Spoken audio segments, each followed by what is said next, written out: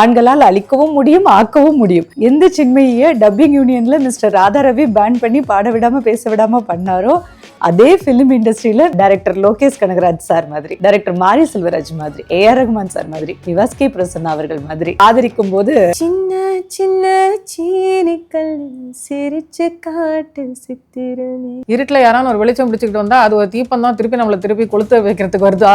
இன்னைக்கு அந்த பேனை தாண்டி வாய்ப்புகள் வருது இல்லையா? அடுத்து ஏதான ஒரு பிரச்சனை வந்துருமோ, அடுத்து திருப்பி ஏதான ஆயிருமோ, சரி இன்னைக்கு வருதா, இன்னைக்கு பார்ப்போம், உடச்சு கிடந்தா அடுத்த நாள் பார்ப்போம், இப்படியேதான்.